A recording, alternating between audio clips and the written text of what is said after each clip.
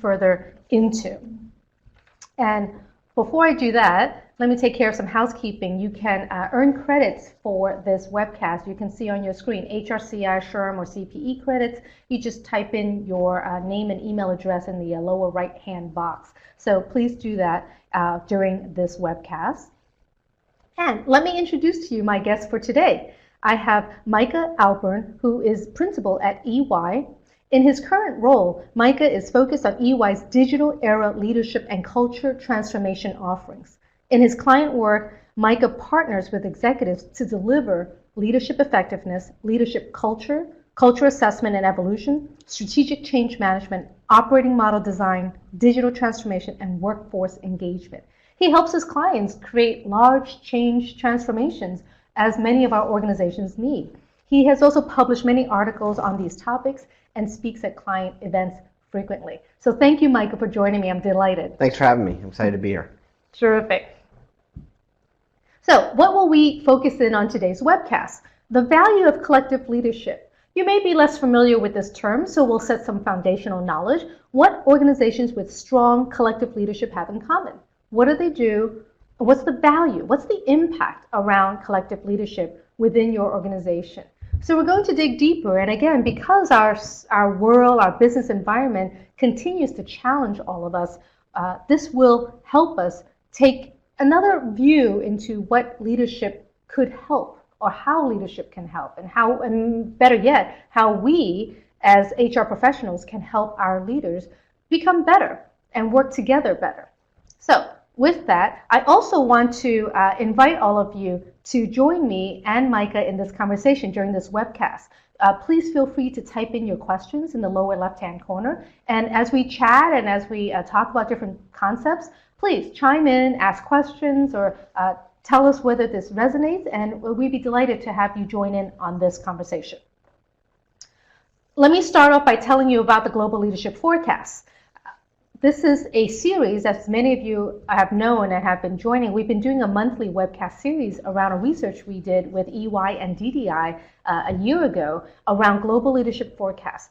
This is the largest leadership study of its kind in the world. You can see the demographics around the study that we had. Global companies, almost 2,500 global companies participated. 25,000 leaders completed our survey. 2,500 HR leaders in over 50 countries, industries, job functions. We also separated out by millennials versus other generations, and male-female ratio. So needless to say, the reason why we did an entire year webcast series is because there's so many data points in this study that we needed to do different types of webcasts to focus in on different aspects of the study. And if you have not, or if you have not seen any of the other webcasts, I invite you to join and watch the entire series. You're welcome to do that. And where we dig into different elements of this Global Leadership Forecast. And today, we will dig into leaders at the core, foundational issues of leadership roles, readiness, and strategy. You can see there are at least a bunch of other topics that we will not be digging into today, but again, I invite you to join our other webcast recordings, and then you can see how we've dig deeper into some of these other topics. Okay, so with that, let me first ask you audience polling questions. So if I can ask the control room, you can see on your screen, in your organization, how would you rate your leaders' readiness to lead in a constantly transforming business environment? And many of you are already selecting, so thank you very much. Are they very ready to not ready at all? We'll give it another 10, 15 seconds.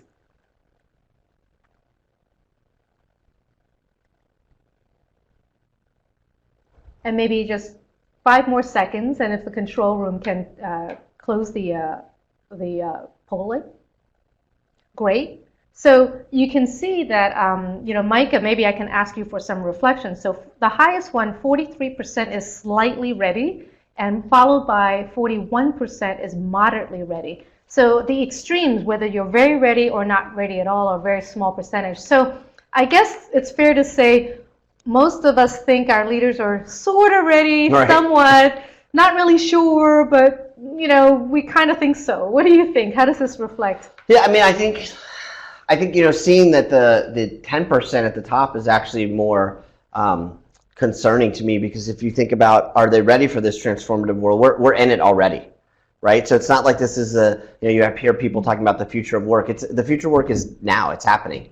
So the fact that people don't feel that their leaders are ready, or leaders don't feel they're ready to actually already be working in this transformative digital age, I mean, I think that should be a concern to most companies, and it should be a big focus. And I mean, it's what we're brought to clients a lot to do, to help them get them ready to be able to start working in those ways. So if I was one of these people who answered, not anyone that didn't answer very ready, I would go to my leaders. I would work with my leaders to help them get to the state they need to be in. Yeah, that's a great point. And you're right, there is concern around that, because the problems are already here, the challenges are already here, and we hear a lot of talk about the future of work. We already are in the future of work, right? And so what does that look like? Okay, great, thanks for that. And what we could do is dig deeper, right? So let's go back to the slides if we can, and let's dig deeper and talk a little bit more about leadership readiness, and this collective leadership. Sure. Mike, if you wouldn't mind starting us off. Sure, and to the point why I said that's concerned, I mean, if you look at this, what we're talking about here, I don't think this is groundbreaking news that better leaders lead to better performance. But if we're seeing a result where only 10% of organizations feel their leaders, or the people participating feel their leaders are ready, they're going to find themselves in this bottom 1/3 of financial performers.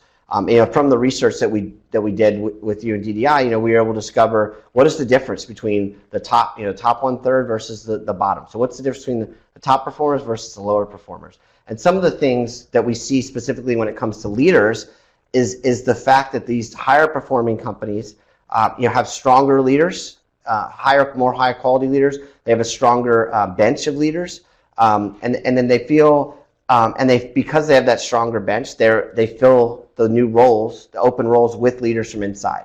And we know if you're able to have that strong bench and fill leaders from the inside, you're going to be able to move faster.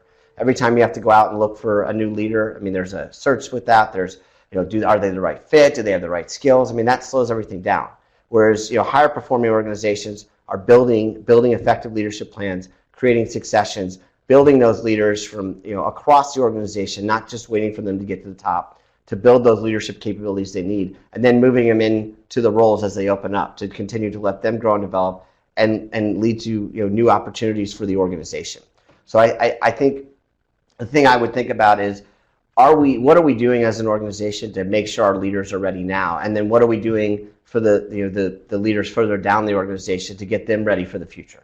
Because what we see now is not how the organizations are going to work in the future. I mean, we see constant change of what's the right business model, how whether we should be customer centric, whether we should be focused on innovation, how we bring digital into all the elements of our organization.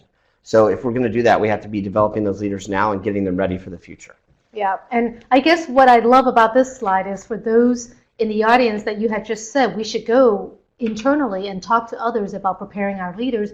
This is a good slide to sort of say, listen, research shows there is high correlation and connection to those that are better leaders to company performance. And, right. If we need sort of some business case support, this is a good slide for that. Right, and even think about, we always hear that, I believe the stats, like 70% of people leave their job because of their direct boss or leader, right? So if we focus on developing the right skills in those leaders, less people are going to leave, which also is beneficial to the performance of the organization.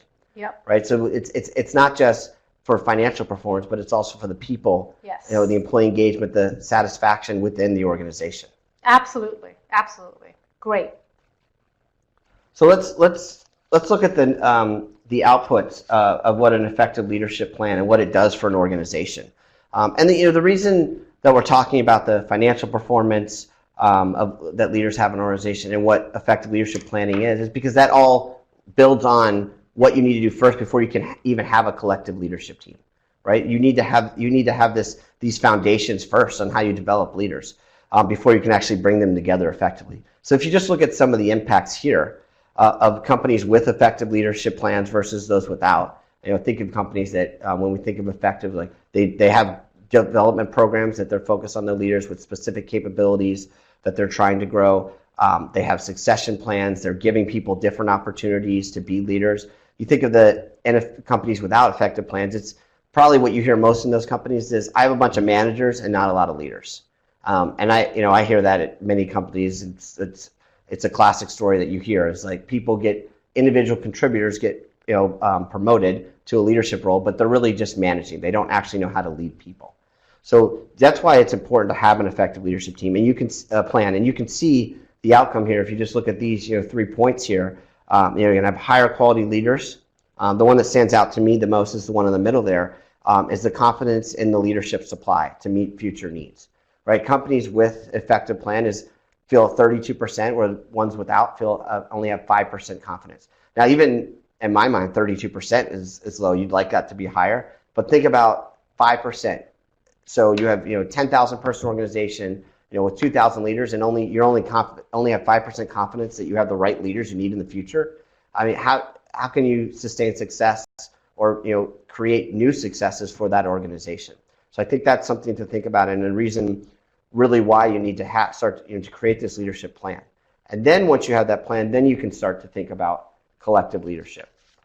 And Amy was saying earlier, we're living in this complex world, right? And so because everything's so complex and things are constantly moving and it's very transformative, we like to talk about having these transformative leaders in this digital age. And you need to be able to bring those leaders together to be a collective team. And to do that, what does collective leadership really look like? I mean, these are leaders. These are leadership teams that are creating value across the organization, up, down. They're connected. They're super connectors across the organization. They're going to work within their leadership team, but they're also going to be able to work across other teams, with other teams as leaders, and bring those teams together. I think a big part, and I think we all hear this, is about diversity, right? And it's not just about different races and genders. It's diverse perspectives, diverse thinking, and that's why you need to. That's a huge part of being a collective leadership team. You have to be able to bring different perspectives, and then be able to speak up and provide feedback and speak your mind, and be also able to listen to what others are saying. And then I think the last piece would be the collective leadership teams really use data. They're not just working on their gut. Gone are the days where we just have this one leader up on the top of the mountain making all the decisions. I mean, I'm sure everybody listening to this works in a team. I mean, I know I work in a team. I'm sure Amy works in a team. Everything has to be team oriented. And even you see a lot of companies that are starting to move to team assessments, team rewards. At EY, we just started where we're going to be assessed on the success of our team, and not just on the success of an individual.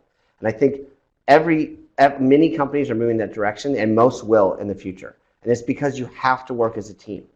It's just the world we work in. You can't just be an individual contributor anymore. And that's part of bringing collective leadership together, because the more diverse perspectives and views you get, and better ideas you're going to get, and better solutions. And so that's why it's so important. Yeah. No, it's great. And thank you for sort of setting the stage and defining at least the start of what collective leadership means. I'm highly intrigued by your comment on the team assessment and evaluation, mm-hmm. So we'll take that offline. Okay. But the team element, I think, is incredibly powerful, incredibly strong. And like you said, it's almost the given these days. Yeah. It's not, nobody works individually anymore. And so how do we help our leaders also work together as a team? So I was going to say, I can let you continue by telling us sort of the impact and the value of collective leadership. But I was also thinking, when might collective leadership not be helpful? That's a good question. I mean, part of what people sometimes think of when they hear collective leadership or bringing a bunch of diverse perspectives in is consensus driven or slow decision making, right? So there are times, and I think if a leadership team has built that trust and psychological safety, and they're working towards a result, that a decision has to be made, and you need directive leader, where a leader comes in and says, okay, we've discussed this, we've talked this to death, let's make a decision and move forward. So there are times, depending on the situation in the market, if a crisis has come up, or you have to make a move, a quick move, there are times where collective leadership could slow you down, and at that point you need to be directive. But I still think, even in those cases, whoever the final decision maker is taking in other people's perspectives. They're not just going off in a room and going on their gut and saying, I feel this way today, so we're going to make this decision. that's even the face of organizations leaders, like you think of Elon Musk or Steve Jobs, or the face that you see out in an organization. Even those people worked with their team or work with their team before making a decision. Right. Absolutely. No, that's great. So tell us why organizations should think a little bit more about collective leadership. Yeah, I think just like the financial results that we talked about earlier, it adds a tremendous amount of value to your organization. I mean, I'm not going to read each one of these, but I'll leave it up on the screen so you can see it. One of the things about collective leadership, and what I was just saying, some people think it leads to consensus, but the fact is it actually allows you to move faster. If you look at the second, third, and fifth box here on the top row, it talks about speed and allowing you to move faster to help with customers, to help with your employees. It allows you to create that speed and make better and faster decisions because all the information is brought in. A lot of times, if you were using directive leadership and having a single person make a decision, they actually could be making the wrong decision based on not knowing all the information needed. So that's why it allows you to move faster. You have that information. I think also it makes you more successful in the transformative world, because in the transformative world we're in, things are constantly changing. So there's no way for a single individual to be up to date on everything that's happening, right? I'm sure while we were in this webcast, 10 things have happened or in our email box that is new information for us, right? So there's just no way to keep up, right? Human nature can only handle so much information, and that's why you need to work as a team. So it allows you to more ably handle the transformative nature that we're in. The other thing is, you see some of these results here, is that these teams use data, right? And I know we all hear constantly people talking about data and bringing it to life, but they use it to make better decisions. Again, they're not just going with their gut, right? And I think, probably 20, 30 years ago, even longer, that's what leadership was. Like, this leader was successful because, they had their gut and it worked. But that's not the path anymore, right? We can't just have leaders going by their gut and making wrong decisions that could impact, 10,000 employees or, 1 million customers, right? So we need the data in there. And you can see how the data is impacting decisions and success, across the business world. I always think about, sports sometimes, and I think about in the NBA. If you think about how they brought data, if you look at 2004, the average amount of three-pointers shot in a game was about 16, and now 12 or 15 years later, it's 32. It's doubled, and it's because of data. They brought data analytics to the leadership team of these sports franchises, not just an NBA. And they've allowed them to be part of the leadership team and to feed data into the leadership team to make decisions. And they realize you have a way better chance of success of the more threes you shoot versus twos, which seems obvious. But because they were going on gut and how they've always done things, right? How they've always led the franchise, or how a company always leads its organization. They didn't see the other opportunities out there. So I think that's a big part of collective leadership, is bringing in that data and using that to make the decisions and to move faster.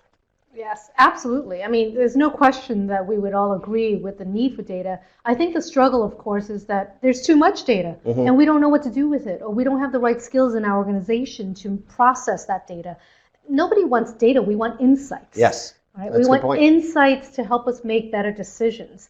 And what you said with the NBA example, I thought was a great example. It brought together insights that they can then, re-strategize. Right, exactly. They re-strategize to more three-point shooting versus the two-point, because that actually helped them score higher. Again, not surprising, but they never thought about it this way. They didn't re-strategize to that way. And how can the insights around that? So that's a challenge, I think, for all of us, not just so that we need to become experts in data, which does help, but if we're not the experts in data, maybe we could get more friends who are more experts in data. Absolutely. Reach out to your finance colleagues, marketing colleagues, customer colleagues, whoever other colleagues that you can think of that may have more data experience that you can learn from, that you can partner with, right? Yeah, no, I agree. Even on our projects, when we're working with clients, lately we've been bringing in another work stream that's just called the Insights Factory, right? We're bringing in our data analytics people. We're adding like 1 or 2 of them to each project to allow us to actually take that data and pull out the insights. Because even today there's different ways of collecting data. A lot of times we're using organizational network analysis, social mapping of the organization, right? as a practitioner, I'm not going to be able to dig into all that data and understand it. But we bring in the analytics team, and they identify the insights. They identify that the closer someone is to an influencer, according to the O&A data, the higher their employee engagement is, right? So they're showing you like the value of the people and of the insights that they're giving us. So I completely agree with you. I think that's a really good point. Yeah, no, well, I would say you're quite lucky to have the ability to have an analytics team come in. So I'm I'm envious, and I think that's great. And just to remind the audience, please join in our conversation. You can type in questions in the lower left-hand corner and help us, think through and process through this collective leadership. We will talk a little bit more about how this might look and reflect in your organization. But as you're processing through, what does it mean for your organization, right? And how does that look? And so let's continue, and let's go in. Let's dig deeper into what might this look like. What Sure. could collective leadership look like based on some of our experiences and knowledge Sure. and research? Sure. So what we've seen, one of the big points we mentioned on the page before was about having diverse perspectives, diverse team, people with different backgrounds, people with data, people that are visionaries. So what we've seen is that to create a collective leadership team, you need the right mix of leadership roles. And based on our research, we've identified 5 roles that every leadership team needs. And it's not to say that you need one of each of these people. You can have more than one, but you need this mix to really be an effective and to become a collective leadership team. So if you look at these 5 roles, first one I mentioned is analytics, right? It's a person that possesses strong analytical mind, thinks through all the potential possibilities. Think of this as someone like a Bill Gates, right? That's you're putting ideas out there, but they're assessing every single one and questioning you. Some might think of this as the devil's advocate. I wouldn't say it's that. I think it's more a person that's asking the right questions to help you think deeper and stronger on what the right solution might be. Then, of course, you need the innovator, right? You need the person who's in a room and just going to constantly be coming up with new ideas and pushing the team to think differently and more. Think of this as someone like Steve Jobs, right? He was always trying to what else could we be doing? What's the next great idea, right? And then the third person you need is a collaborator. And this person's really essential because they bring all the people together. They connect to everyone, and they're also bringing the right people together. There's those super connectors that we've talked about in previous discussions. Think of this is someone like Tony Hsieh at Zappos, right? He's not out there coming up with every single new idea, but he's constantly talking to people across his organization to see where the new ideas can come from and what's actually possible. Then, of course, you need a driver, right? You got ideas, you thought it through, how are we going to get this done? So these are the people who take ownership, they're driving the team to achieve tangible outcomes. And you could think of someone like a Jeff Bezos. He's getting things done. Across the whole organization, there's new ideas happening, and they're all progressing. And then another piece, the last role you need is the visionary, right? Think of an Elon Musk here, right? Someone that's saying let me just talk about what the future could look like. That's putting out a vision of the future, and then they're resilient. No matter what the roadblocks are, they believe, and they help others to believe that everything is possible. So you really need this mix of these 5 different roles. And if you bring these 5 different roles together, that's how you can create a collective leadership team. Okay, so thanks for defining that, and we'll talk a little bit more, but let's go to our second polling question because we want to hear from the audience. When working in teams within your organization, what role do you currently play the most? Right, the analytic person, the innovator, collaborator, driver, or visionary? And while we're waiting for this, maybe a quick question to think about, Micah. Does an individual have all 5 roles in one individual? Ooh, that's a rough one. Yeah, I think an individual could have the capabilities to play different roles, and you'll see that in our questions because we're asking you what role you're playing, and you'll see an example of what role people want to play. So I think individuals can flex. Would they have all 5 and be successful at 5? Honestly, I doubt it.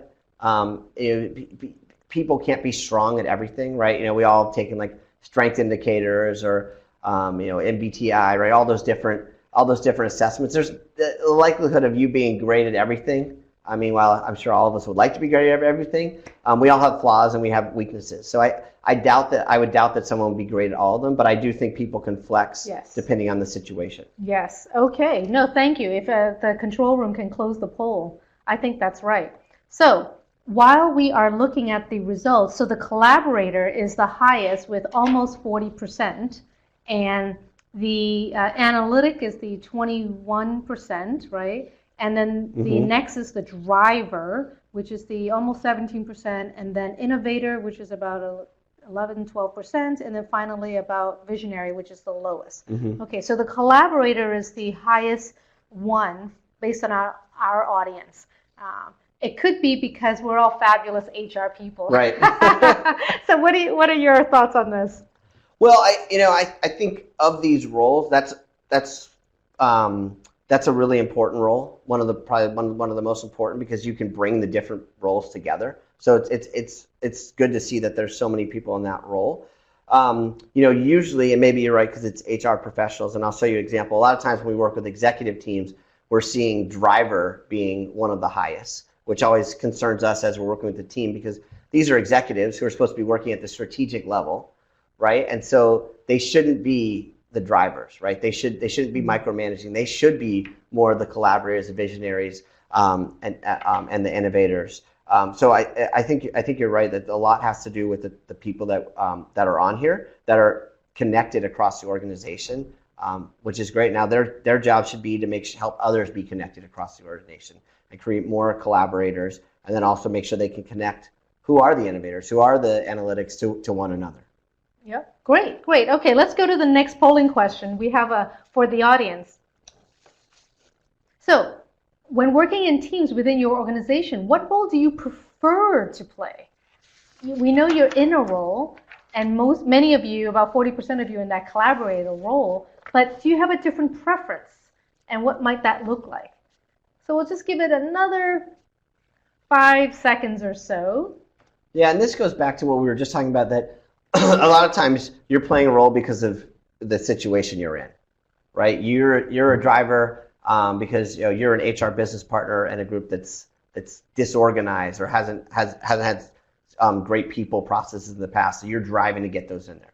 Another person could be someone that we want to push the thinking on HR, so they get to be the visionary, but they're really at heart they'd rather be a driver, or they'd rather be an innovator. So it just, a lot of times it depends on the situation you're in. Of course, and that makes perfect sense. So if the control room can close the survey, so actually we're kind of a little more split on evenly. So we actually want more drivers, and collaborators are still high, followed by visionary, and then the last two, which is the innovator and then the analytic person. So this is interesting. So we actually have a lot of collaborators. We like collaboration, but we actually want more driving.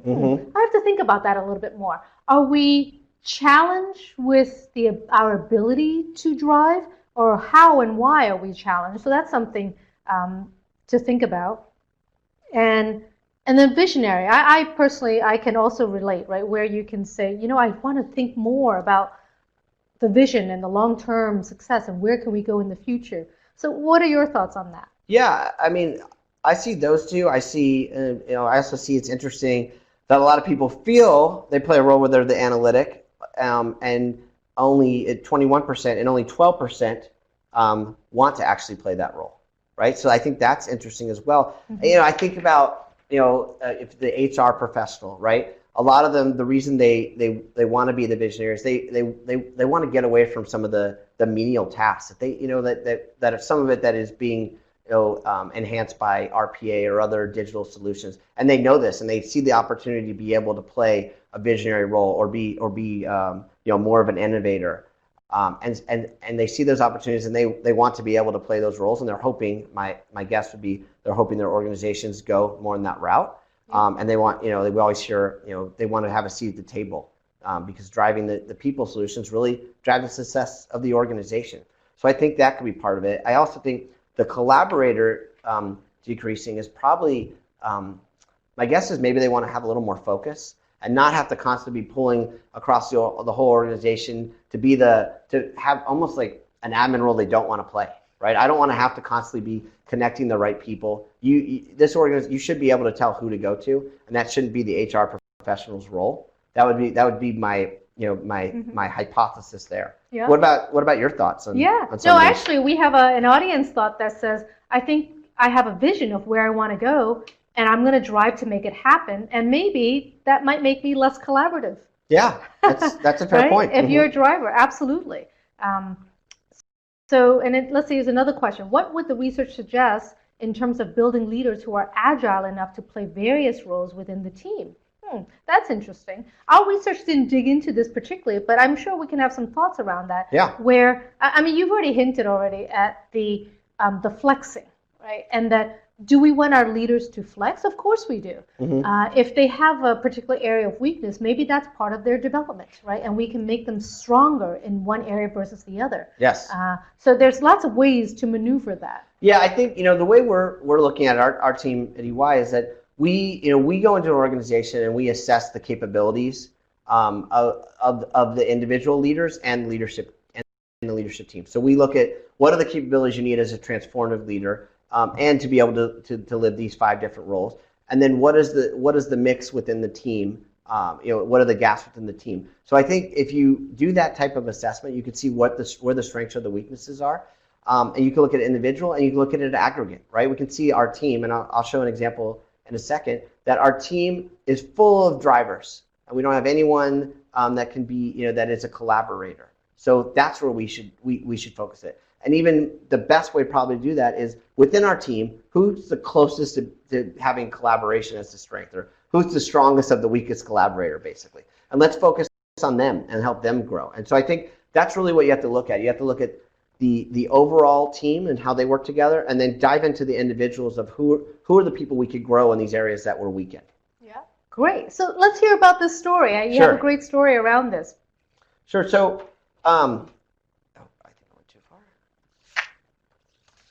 I'm not seeing the slide. There it is. Okay. So this is a real client example where we went in and we assessed the roles across the 5 roles. And we basically asked people, say what you just were asked. What role do you want to play? So look at this. This is an executive team, of a huge industrials company that is, needs to lead the future and create the future of industrials. And you look at this team and the roles that they currently play, and what's concerning here is that you see that about almost 70% of the leaders feel that they're a driver, right? And then there's a couple that are collaborating and 1 visionary. But then look at the innovator and analytics. There are no leaders on this team who currently play the analytics or innovator role. So you would question, like, where are new ideas coming from? How are ideas actually being tested and really thought through? That wouldn't be as concerning as if you went to the future roles and you asked, and when you asked them what role do they want to play, just like we asked all of you, if somebody was actually in the innovator and analytic roles. But as you see on the right, when we ask people what role they want to play, still nobody wants to be an innovator or an analytic. So that, if you think of an organization or a set of leaders that are trying to drive the future and position the company for success in the future, this would be probably the most concerning thing I would see out of our assessment, is that they don't have people who are either don't have people that have these capabilities or don't have people that want to play these roles. Now the good news is, and I'll address that in a second of how you can tackle that. The good news is, if you look at this, and just to orient you, any person that you see with a check mark means I'm playing the role that I want. I'm currently playing the role I want to play. So there's only 2 people in the organization doing that. But the good news is less people want to be drivers, right? And which is good, because if you think, again, I said this earlier, but if there's an executive team of drivers, these are people who either are unable to let go, don't trust their direct reports, are micromanagers, or just don't have the skills to do anything else, right? They're managers, not leaders. So the good news is that a lot of these people don't want to be a driver, feel that they could play a different role. But then the question would be, like, why do you feel why are you playing that driver role? Like, what's making you do that right now? Is it that you don't trust your people? You don't have the right skill sets in the direct reports? Like, that's something to look at. Now, the biggest piece I mentioned was the innovator and analytic missing. To fix this in the organization, there's a couple different ways that you can address this. One is again, like I said earlier, you find the strongest of the weak in those two roles and try to build those two people up. The other thing you could do is introduce analytic and innovator leaders into this group, right? And it could be, this isn't always a popular thing. It could be moving a couple leaders out and bringing a couple new leaders in. It could be just bringing more leaders into this leadership team. So it could be one of those two things. But it's clearly for this to be a collective leadership team, to be able to have different perspectives, to have new ideas, to be able to really think through those ideas, they need to change the mix of this leadership team. Absolutely. So let me pause you for a second because we're getting a slew of great questions from our audience. So thank you for the audience for joining us in this conversation.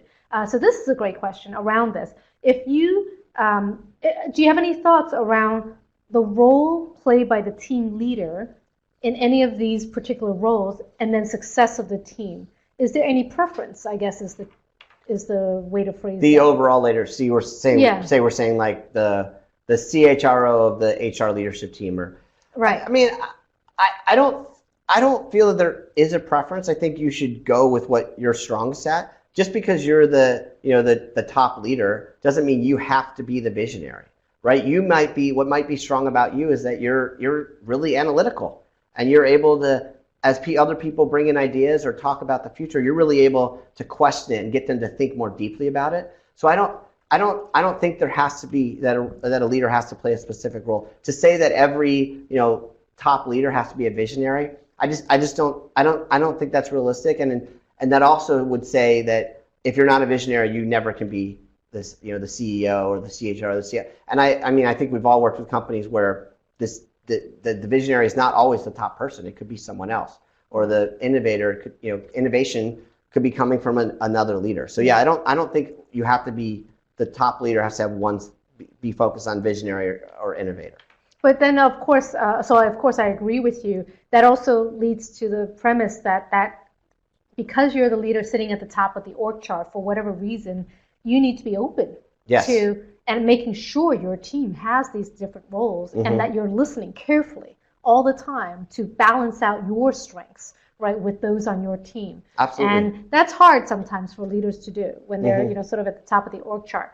Great one. So we did have a couple of questions also around assessments. So what tools do you use to make these assessments? And also, do you have assessments that indicate roles played versus preference? Well, it's the same sort of question. How do you assess this, and what are you doing, and how do we bring this to life? Sure. So we've developed what we call our leadership and teaming assessment. And it's a little different than other things that are other assessments that are in the market, and the fact that we are big on focusing on individual and team within the same assessment. I know there's a lot of assessments out there just focused on individual or just focused on team. We brought the two together, which allows us to not only look at the behaviors, as I mentioned earlier, the behaviors of the individual, but the aggregate of the team. And so we do this. It's a mobile first assessment. It takes about maybe 10 to 15 minutes. Where you're answering for yourself individually, you're answering for how you see the team, and we not only test the team, like what roles you're playing, but we also look at how aligned the team is, how effective they are as a team, and then we also, I mentioned this earlier, organizational network analysis. We also look at how connected that you are as a team, because one of our concerns of creating a collective leadership team is that if you look at the social map, not the lines and boxes, of, let's say, a C-suite team, and there's 10 C-suite leaders, and we do a social map, and everybody points to the CEO, but nobody points to each other. What that tells you is that you don't have a real team, right? You just have a bunch of people that give information to the CEO, and that he or she makes the decisions. So what we're looking for not only is the roles, but how connected you are as a leadership team.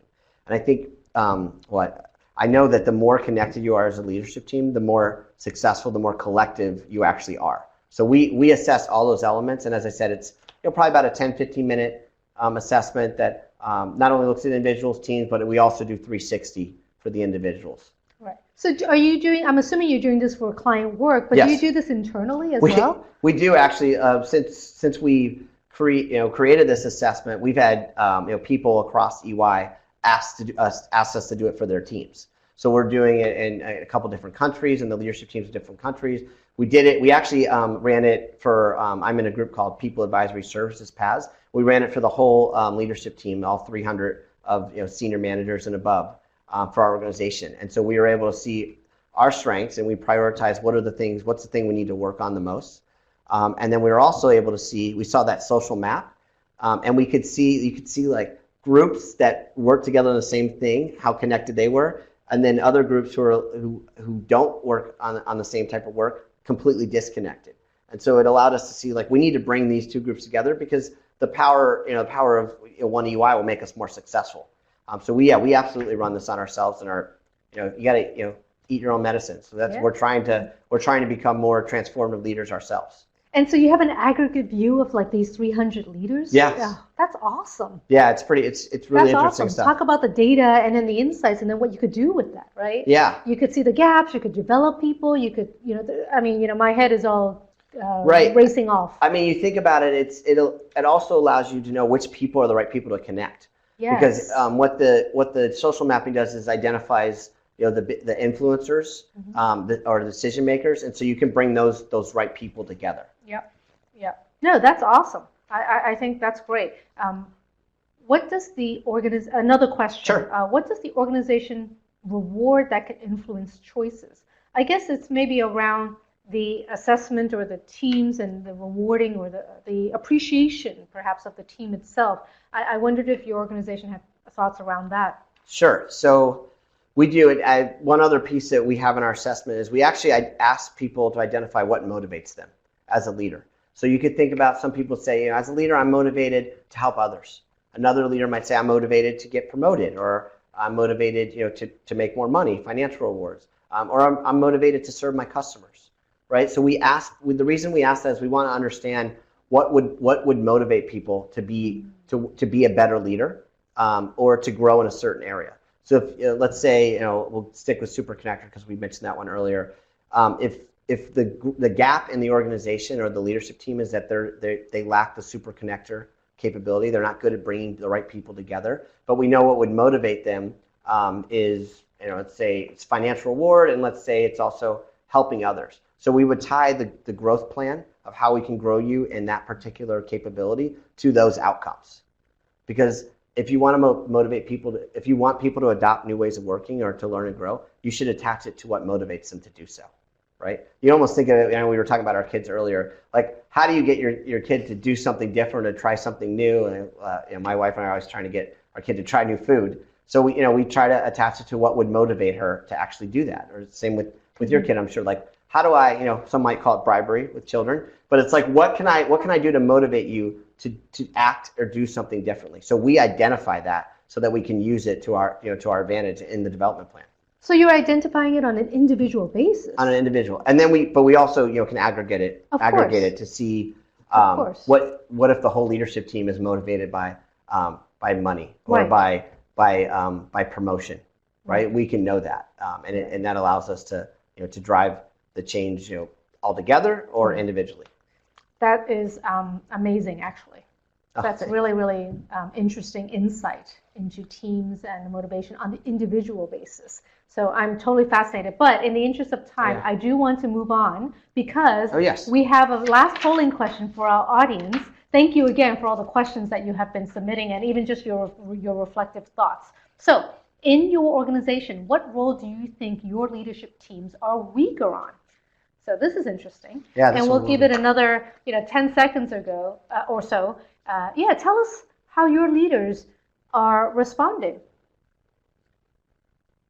Already just looking at it, I am not surprised as driver being so low, because I think that's what I was talking about earlier. Too many leadership teams are not letting go and trusting the rest of their team. I mean, you see driver here is 3%, 4%, right? It's super low. Right.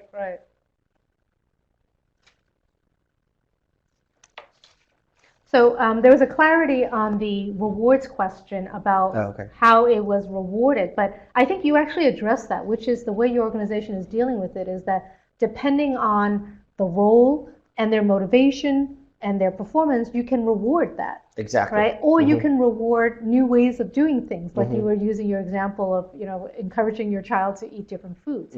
We can attach rewards to perhaps development behaviors that we want individual leaders to focus on. Absolutely. So I think that's a terrific way to get to that leadership development perspective, which is always so hard, right? Because it's hard to figure out what leaders need on an individual basis. And then how do you get at targeting that development in a meaningful, constructive way that resonates to them? Right. Right. Yeah. And of course, not surprisingly, what would be more effective is that you're attaching rewards to that. Right. Exactly. Yeah. It's basically gives you the ability to create an individualized development plan. Yep.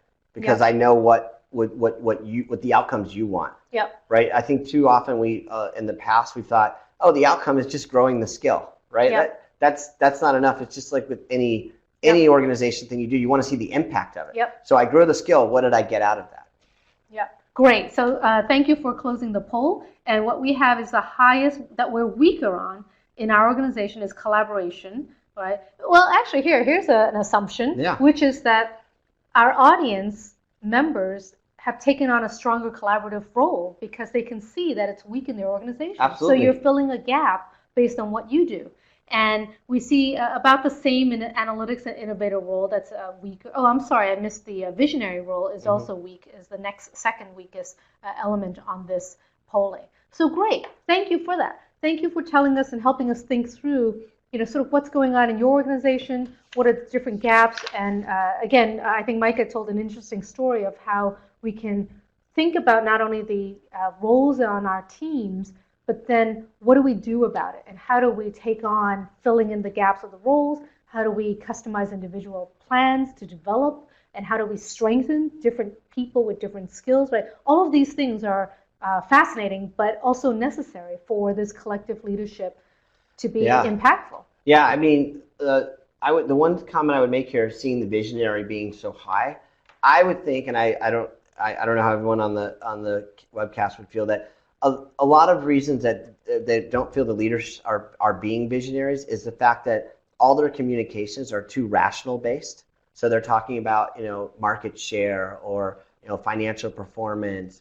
They're talking about things that matter to the leadership team, but not the rest of the organization. And that's what I've always talked to companies and clients about. You got to focus on the emotional element. Like, what's the story that you're trying to tell your employees? Because Joe or Mary employee doesn't care about market share. They care about like their role and what does it change or what does the success of the organization mean for them. So I think that's why a lot of people don't feel that there's a vision, that their leaders are visionary, because of the verbiage or the messaging that they're using. And it could be they're just taking skills because they're used to driving. Yeah, right? exactly. And so drivers are the ones that are more, clear-cut, rational, data-oriented, or or task-oriented, I should say, versus the visionary, which is a little bit more on the inspiration side of things. Absolutely. So great. Okay, let's go on to our next slide here. Sure. Help us bring this to a gel. I called it a gel. Yes. No, it's true. It's Amy and I were talking this earlier. It's one thing to have all these different roles and have different perspectives, but as you're not working as a team, as an effective team, then you're never going to be collective. You're just a group of maybe great individual leaders, but not a leadership team. So we focus. We use the concept from Patrick Lencioni around the 5 dysfunctions. We just reverse into the positive of what are the 5 winning behaviors of a leadership team. And I think, to no surprise, as we've seen some Google research and other research, it starts with trust or psychological safety. You have to start with that. You have to trust each other and feel comfortable sharing your views. And that you build on that leads to embracing healthy conflict. And you saw this when we were describing collective leadership. If the team doesn't feel they can give each other feedback and share feedback and accept feedback from others, then you're never going to be able to become an effective team. The next piece is around commitment, right? You have to be able to make a decision committed to driving towards that decision. And then you have to hold each other accountable, right? And accept that you're accountable for the results and for the impact on the business, customers, employees. And the last thing is it's all driven to results, right? We're working together as a leadership team to achieve results. Those results, as I said, could be like the rational results of market share, financial performance. They also could be, the more emotional, like happier customers, happier employees, and which lead to better results. So you need to have all 5 of these behaviors to really be a highly effective leadership team. And as we were talking about this, I like to frame it as this is the gel, right? Yeah. You can have 5 great, really smart people, but if you don't have the gel to this team, then they're really not effective. They're really not as impactful as they could be. And they'll just all run off and do their own individual things, which, it's kind of like rowing a boat, but you're all rowing in different directions, right? Exactly. And so that's just wasting of energy and time and resources. So it's a great reminder of the different things that happen within the team that needs to happen regardless of the roles that you have on, and how we can apply to this.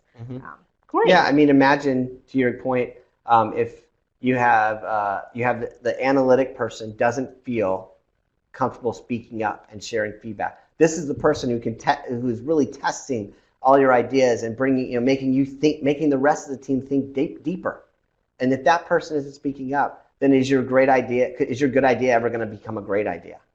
Right? It just won't happen. So that's why you have to build these winning behaviors. Great. And just in the interest of time, let's go on to our last slide before we wrap it up. Yeah, I think this is just kind of a summary of a lot of things we talked about, of just to build collective leadership. Where do you need to start? Right, you have to create the leadership teams that have these different roles and cut across different backgrounds, different boundaries. So I think that's important. We talked about you have to build the skills, right? So if that example I gave you where they were missing innovators and analytics, then build those skills or bring those skills into the leadership team, and focus on where your gaps are and where your strengths are, and then you just have to accelerate the leadership team performance by helping everyone understand the different styles, right? We have these 5 different roles that we talked about. Let's make sure they understand what they're bringing to the table, so that people don't look at the analytics as a devil's advocate. So people don't look at the innovator as just a scatterbrain who's just throwing out different ideas. You have to understand different perspectives, different styles, and that can be done. That's through, like the assessment I said. We come back and we show the leadership team, here's all the different styles in your group. Here's how best to work with them. Here's how this role, how analytic can best work with innovator, how innovator can best work with visionary. So we try to help them understand so they can become a more effective team. Yeah, and I like the strength of the team element. Definitely. Right? Because there are lots of assessments out there, and a lot of them are on the individual basis. But as we already said, increasingly everything is in a team base. So we just need to focus more energies on helping the teams. And the good news is there's a lot of research that has been coming out, right? Everyone else is paying attention and understanding that the team is critical. And so this slide, we hope, to the audience is just a start. Some things to think about when you go back to your teams, your desk, and your colleagues about how we can get started, what can we focus on, where can we start at least some conversations on how we can build more collective leadership within our organization, and what might that look like, right? Micah has given us a great tool on how we can get started, and that's how he has helped a lot of different teams. There might be other tools that would be great, but where do we start? What works for our organization? And I think that's always the best example for me to use, which is just because it works for another organization doesn't mean it works for your organization. But what gold nuggets can you borrow from other organizations that would work for your organization, and how then you can go about implementing that with others in your organization. So lots of different challenges for sure. You know what, and just because we have like 2 more minutes, but I did wanted to get a last question in to Micah, which is around leadership trends, how this is evolving in our organizations, and it's really more of a forward-looking question, maybe even imagination at this point, as to where do you see leadership trends going or leadership development efforts going, in your view?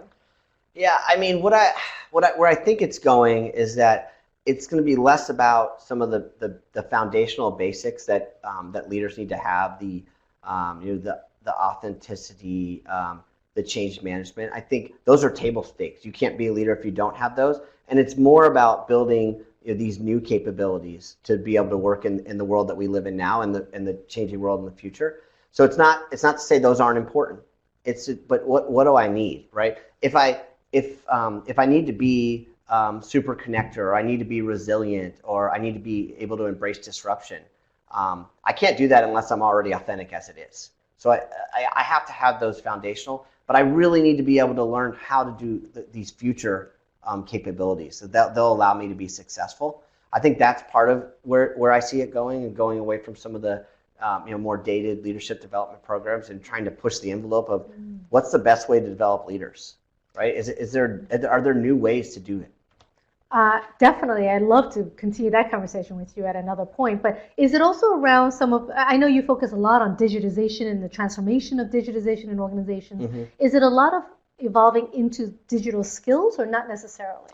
Yeah, I mean, we see a lot of companies asking us about upskilling digitally, but I'm not sure if we're seeing it at the leadership level, which I think we should, right? It's like, oh, we have all our employees have the digital skills, but we're not aware of what they're doing or what they're talking about. So I do think you'll see that as well, but it's also creating leaders who can, transformative leaders who can lead the digitally skilled employees. That's what we talk to companies about. I'm working on a pitch right now talking about like how we can create the leaders to drive to lead these people to become more digital, and once they are more digital, to lead them forward and using those skills. So it's not necessarily about enhancing their digital capabilities. It's other capabilities for them to lead digital teams, mm-hmm. even if they may be slightly less digital themselves. Right. They need to, they don't have to know like the ins and outs of like how RPA works, but right. They need to know what it is. Right. So you got to have some basis, but it's really empowering and allowing those people who have those deep skills to be successful and to drive change in the organization. Yeah. No, definitely. As always, you've given me a lot to think about, and I've got a ton of questions, but I can't address them now in this 1 hour webcast. But I do want to just sort of wrap it up because we're out of time. You can see the research is available on our website. You can just also access, by the way, all the webcasts that we have in the series where we've dig deeper into all the different aspects of this research report. This is a report with the amount of data that we have. We could be producing insights for the next 3 years. And so we really chose just a few elements that we've shared across the report as well as these webcasts, and we hope you would take advantage of them and just take a look and see where you can drive conversations with others internally. I do want to invite all of you. We have an incredible conference coming up this fall where you can qualify for a $500 discount. But this future-ready organization, what does it look like? Almost everyone on the agenda is a C-suite level person. And so it's a very, very, I think, big picture, thought-provoking, future orientation of what's going on in organizations. So please do join us in New York if you happen to be in New York this October. And then finally, I've already mentioned the webcast series, so if you have access, you can download these slides, you can click on the link, and then you can go ahead and look at the different types of webcast topics that we have, and you're always welcome to learn more about that. And just to close, I really want to thank Micah. Thank you so much for joining me. This was a great conversation. Again, you've spurred like 10 other questions in my mind that we won't get to. But it was really great, thought-provoking, and pushing, and I hope it helps our audience just, again, push other thoughts and other efforts that we can focus on. What does this future-ready organization look like for our own organization, and how can we prepare our leaders to do it and be prepared for it? So again, I'm Amy Abel with the Conference Board. Thank you so much for joining us today.